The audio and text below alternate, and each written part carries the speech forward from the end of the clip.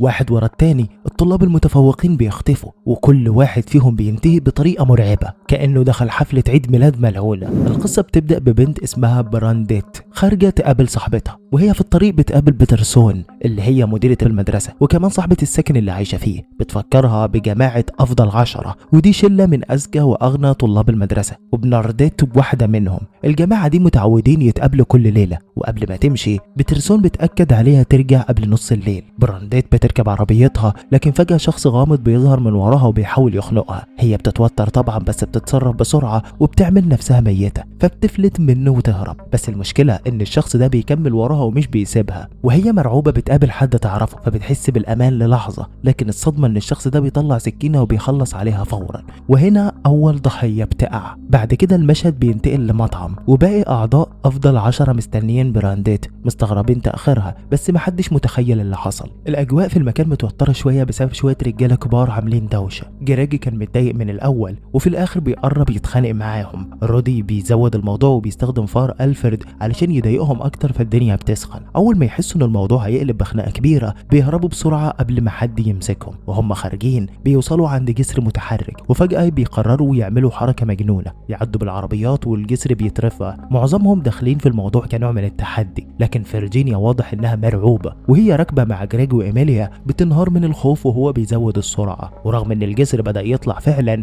جريج بيكمل وبيعدي بالعربية، وبطريقة غريبة بينجح وبيعدي سليم. بس اللي واضح هنا إن تهورهم ده ممكن يكون بداية لكارثة أكبر جاية. بعد الحركة المجنونة عند الجسر، فيرجينيا بتترعب وبتنزل فورا من عربية جريج وبتروح على طول لقبر أمها. بنكتشف إن من سنة تقريبا حصلت حادثة عربية صعبة جدا، أمها ماتت فيها وهي عاشت بس فقدت جزء من ذاكرتها، ولحد دلوقتي مش فاكرة إيه اللي حصل قبل الحادثة بالظبط. وهي عند القبر بتتكلم إنها بقت واحدة من أفضل 10 في أكاديميتها ومبسوطة إنها وسط الشلة دي. بس فجأة تسمع صوت في شجرة، لما تبص تلاقي إيتان كان بيراقبها من بعيد وبيعرض يوصلها، بس هي ترفض وترجع لوحدها. في البيت أبوها هيل بينصحها تبطل تروح للقبر كتير، واضح إنه مش عايزها تفضل مربوطة بالماضي.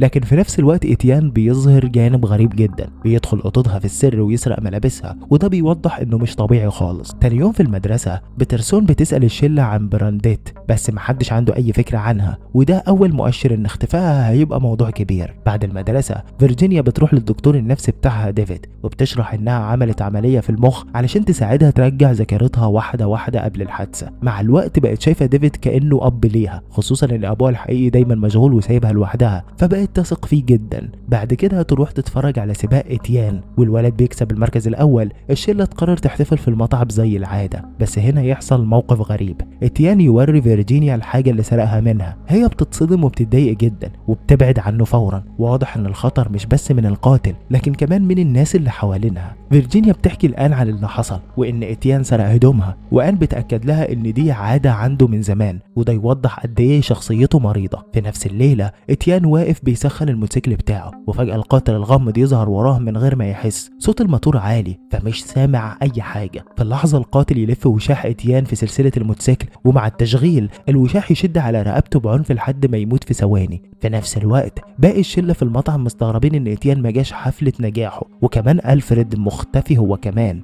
أن تقترح على فيرجينيا يروحوا بيت ألفريد يتأكدوا منه. أول ما يدخلوا يتصدموا، البيت مليان حيوانات متحنطة وأقنعة مرعبة، جو كله مرض نفسي. والصدمة الأكبر إنهم يلاقوا راس برانديت مقطوعة. الجو يتحول للرعب حقيقي في لحظة، لكن بعدها ألفريد يظهر فجأة ويقول إن ده مجرد قناع سيليكون عامله شبهها. تاني يوم بيترسون تستدعي كل أعضاء الأفضل 10 وتحقق معاهم واحد واحد بسبب اختفاء برانديت وإتيان، بس محدش بيعترف بأي حاجة. بالليل جريج بيتمرن في الجيم لوحده، وفجأة القاتل يظهر تاني، بس الغريب هنا إن جريج بيتعامل كأنه عارف. في ثواني الوضع يقلب والقاتل يقتله بطريقة وحشية باستخدام أوزان الحديد. كده واضح إن القاتل مش عشوائي، هو عارفهم واحد واحد وبيستهدفهم بالترتيب. بعد شوية إيميليا تروح الجيم تدور على جريج بس مش بتلاقيه، وده يزود القلق أكتر. في ماتش كورة بعد كده أنا وفيرجينيا بيحاولوا يهدوا إيميليا اللي باين عليها التوتر مع اختفاء جريج. الماتش بيخلص بفوز فريق رودي وألفريد. بعدها رودي يعزم فيرجينيا على برج الكنيسة، لكن هناك يعمل حركة غريبة، يطلع سكينة فجأة ويخضها. فيرجينيا تترعب وتمشي فورا، وتقرر تروح لديفيد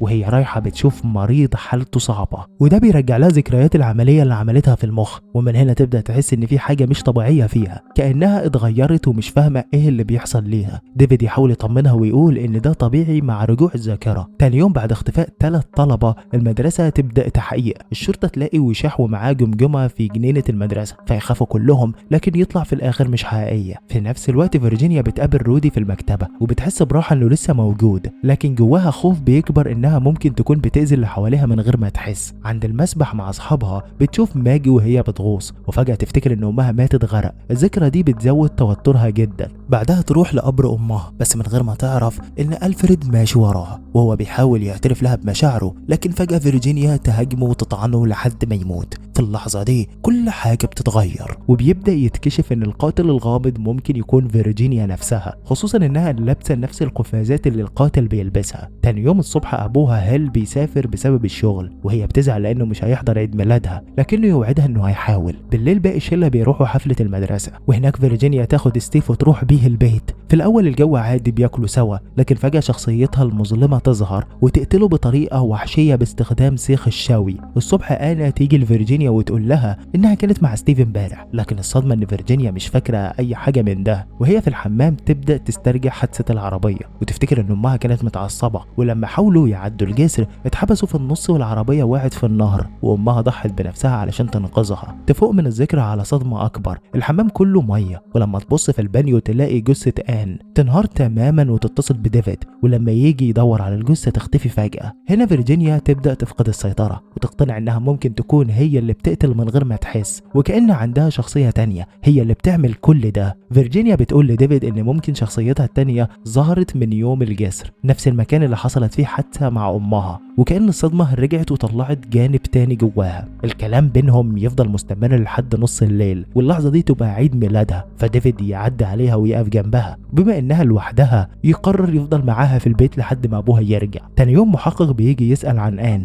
ويقول ان عربيتها اتلاقت قريبة من بيت فيرجينيا. ديفيد بيتدخل بسرعة ويغطي عليها ويأكد انها تعبانة ومحدش زارها. الاخبار تبدأ تنتشر ان نص الطلبة المتفوقين اختفوا، وديفيد يقول لها ان العربية فعلا اتلاقت، وده يخلي خوفها يكبر اكتر لانها ممكن تكون السبب. هنا ديفيد يطلب منها تحاول تفتكر ايه اللي حصل قبل الحادثة، وفعلا تبدأ الذكريات ترجع. نرجع لسنة فاتت في عيد ميلاد فيرجينيا، امها كانت عاملة حفلة وداعية نفس الشلة، برانديت، اتيان، جورج، ستيف، ألفريد وآن. بس بعد انتظار طويل محدش فيهم جه. في نفس الوقت كان في حفلة تانية عند آن وكل الشلة راحت هناك وسابوا فيرجينيا وكأنها مش منهم اصلا. امها اتضايقت جدا من الاهانة دي وقررت تاخد فيرجينيا وتروح الحفلة غصب، لكن اول ما وصلوا اترفضت عند الباب لان اسمها مش في الليستة. الموقف ده كسرهم حرفيا، وخصوصا امها اللي اتحولت لغضب شديد. ومن هنا الصورة بتوضح، كل اللي اتقتلوا دلوقتي هم نفس الناس اللي اذوا فيرجينيا زمان، وده يخلي فكرة الانتقام تبقى الاقرب للحقيقة، وان كل اللي بيحصل دلوقتي ممكن يكون رد فعل متأخر للي حصل في الليلة دي. نرجع لفيرجينيا في نفس الليلة، بتشوف كابوس مرعب عن امها كأنها عاوزة تدمر حياة كل الطلبة المتفوقين. بتصحى وهي منهارة وبتجري بره اوضتها. ديفيد يفضل مستني لحد ما تهدى،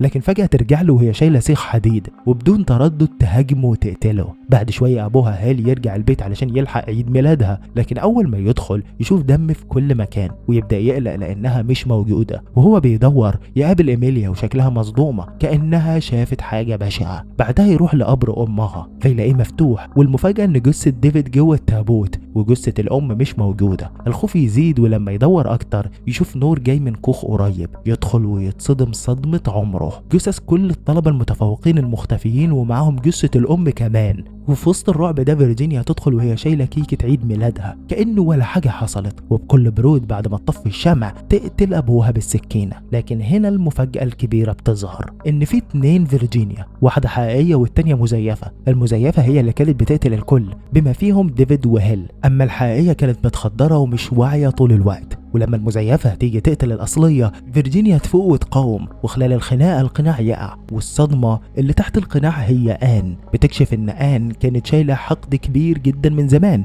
هي اللي قتلت كل دول وهي مختفية في شكل فيرجينيا، وكانت كل مرة تخدرها علشان تصحى مش فاكرة حاجة وتفتكر إن عندها انفصام. السبب صدمة أعمق بكتير. يطلع إن أم فيرجينيا كانت على علاقة بأبوها هيل، وهو في الحقيقة أبو آن كمان، يعني هما إخوات من الأب، لكن هيل ساب ساب آن وأمها واختار يعيش مع فيرجينيا وأمها، وده دمر حياة آن تماما وخلاها تعيش لوحدها. ومن هنا قررت تنتقم، مش بس تقتلهم لكن تدمر حياة فيرجينيا زي ما حياتها اتدمرت. خطتها كانت ذكية جدا، قناع من ألفريد، تمثيل كامل وتقليد لكل حاجة في فيرجينيا. في اللحظة الأخيرة لما آن كانت هتقتلها، فيرجينيا بتقوم وتطعنها لحد ما تموت قدامها، لكن النهاية مش عادلة خالص. محقق يوصل ويلاقي فيرجينيا واقفة وسط الجثث ومتغطية بالدم وسكينة في ايدها من غير ما يعرف الحقيقة، يفتكر انها هي القاتلة، وده معناه انها ممكن تدفع ثمن جرايم ما عملتهاش. ما تنساش تضغط على الاعجاب وتشترك بالقناة وتفعل الزرار بتاع الجرس، ولو انت على الفيسبوك اعمل متابعة للصفحة وانشر الفيديو في كل مكان، واكتب لنا تعليق حلو زيكم. سلام.